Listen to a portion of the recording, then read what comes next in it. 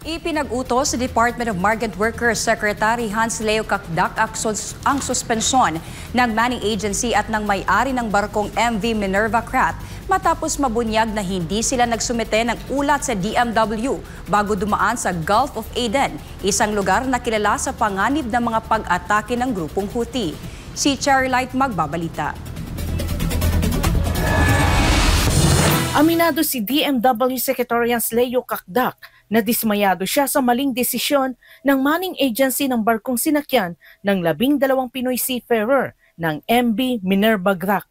Giit ng kalihim, isang malinaw na paglabag ang hindi pag-uulat ng ahensya at ng may-ari ng barko sa DMW tungkol sa ruta ng barko na dumaan sa Gulf of Aden, kung saan naganap ang pag-atake noong Setyembre 29 na ikinasawi ng isang marinong Pilipino at ikinasugat ng isa pa.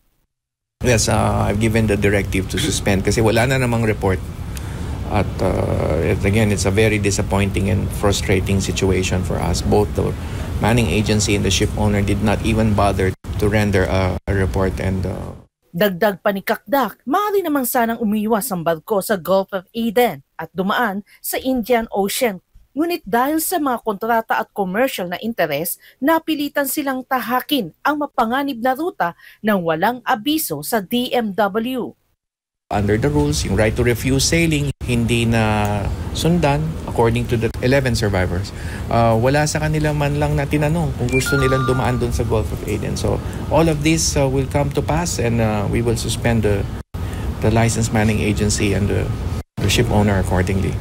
Batay sa ulat ng DMW, 12 Filipino crew members ang sakay ng MV Minerva Craft nang mangyari ang insidente. 10 na ang nakauwi sa Pilipinas habang ang isa sa 2 sugatan ay nakabalik na rin noong Biyernes ng gabi matapos magtamo ng bahagyang pinsala.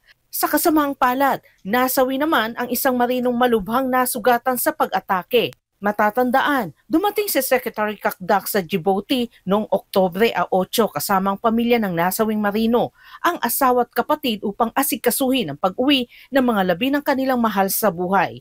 Ayon sa DMW, inaasang makakauwi na sa Pilipinas ang labi ng marino sa Biyernes ng gabi. Patuloy namang nakikipag-ugnayan ng Philippine Embassy sa Cairo sa mga otoridad sa Djibouti upang mapabilis ang repatriation ng labi ng nasawi at matiyak ang kapakanan ng lahat ng apektadong marino. Para sa Diyos at sa Pilipinas kung mahal, Cherry Light, SMNI News.